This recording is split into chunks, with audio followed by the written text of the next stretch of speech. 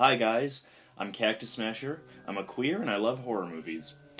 Tonight we're going to be reviewing a seminal shot-on-video classic, Marcus Cook's Rot. I bought this from Cult Movie Mania, who are fantastic, wonderful purveyors of beautiful, wonderful schlock like this. Now, the plot of Marcus Cook's Rot is about a punk individual named Muzzy and his girlfriend, Sarah. Now, Sarah has a thing for dead people. So much so that one day, while visiting the morgue to sketch said dead people, she decides to have sexy times with one of them. In doing so, she contracts the flesh-eating virus known as the Rot, which was created by a crazy doctor known as Dr. Robert Olson, who's been watching her from afar for a very long time. And unfortunately, she infects Muzzy with this particular virus after she has sex with him. I guess that's why you shouldn't date a necrophiliac. You never know what you can catch. So, content with the fact that they're probably going to die soon, they fill up their time with breaking into people's houses, stealing things, beating people up. It's all around a really fun time. I have a deep affection for shot-on-video movies. The first one I saw was the anthology film Blood of the Werewolf, which on a whim I just rented from Netflix because I heard it was a low-budget piece of crap. And it was shot on mini DV, I think it was mini DV, and it was just, there was a change within me, and from then on I was a devoted shot-on-video fan. There's something wonderful about the world of shot-on-video films. There's something intoxicating about their hectic, low-budget nature. You don't really get the sense that anybody in these films has any real talent or skill, but they execute them with such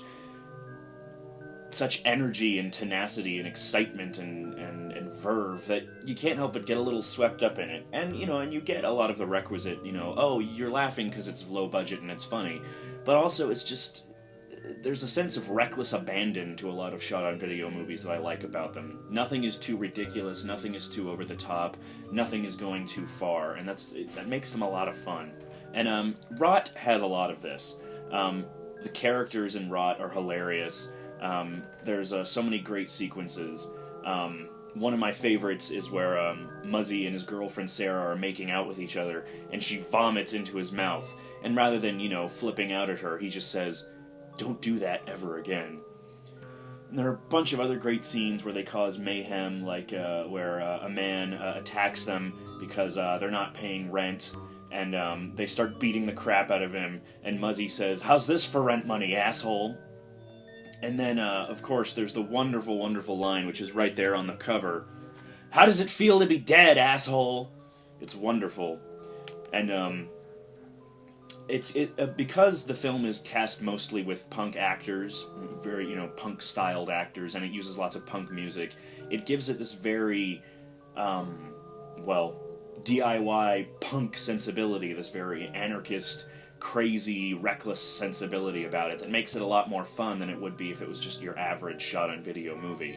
And Joel D. Wynkoop, who plays Dr. Robert Olson, is fantastic. I mean, he knows exactly what he's doing. He is so over the top. I first saw him in Tim Ritter's original Truth or Dare short film, and he is so funny. Like, he does not care. He just goes for broke. And that's exactly the kind of thing you want out of this movie. And that's exactly the kind of thing you get out of this movie. It's only 80 minutes long, and it knows exactly what it's trying to be. It doesn't overstay its welcome. My only complaint is that it's not gory enough. And I feel comfortable saying that because Marcus Cook actually says something similar in the special features on the DVD.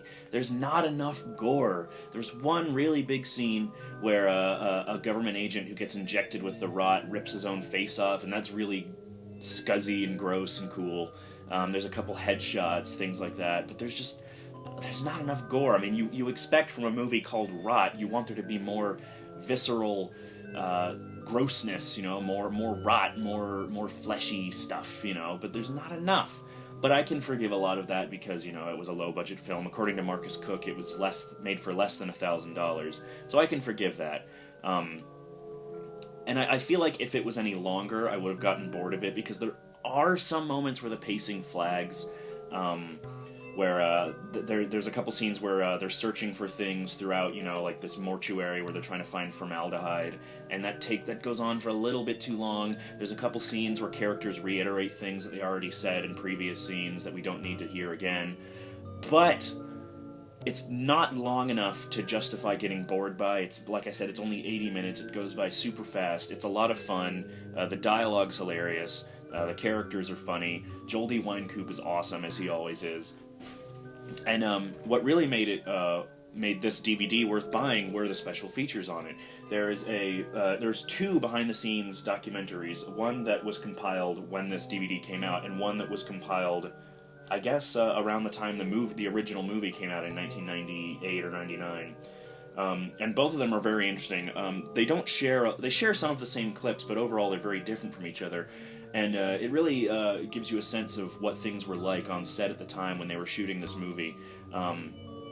There's lots of cursing and joking around, and it just seems like they were having a great time, and that feeling kind of transfers over to you while you're watching it. It's just like, you're kind of filled with this heady love and excitement for, low-budget filmmaking, where it's just get some people together and just make something, just make some stupid shit. And the other special features are two audio commentaries, which I haven't gotten to yet, but I will eventually. And there's an interview of Marcus Cook by a character, I guess, invented by Cult Movie Mania, this guy named Herb Kowalski, who wears this incredibly fake wig and these huge gray eyebrows, and he asks these weird non sequiturs and constantly interrupts the interviewee, and it's really funny. Like, it was probably one of the funniest things on the DVD. I don't have much experience with Cult Movie Mania yet. I'm subscribed to their newsletter, so this is really the first real thing that I bought from them. I bought a Ghoul School DVD a while back, which I might review later. So I'm not familiar with this character, but if he's like this all the time, he's fucking hilarious. It reminded me a lot of like Steve Brule and that kind of stuff. So I really enjoyed that. So if you can find this DVD for cheap, like if you can get it for maybe, I don't know, $10 to $15, then I would definitely pick it up. If you're a fan of shot on video, which I most certainly am, if you're a fan of shot on video, just ridiculous, crazy, dumb shit, anarcho-punk ridiculousness, then Rot is for you. It's a lot of fun, and I highly recommend it. Alright, see you guys later. Bye!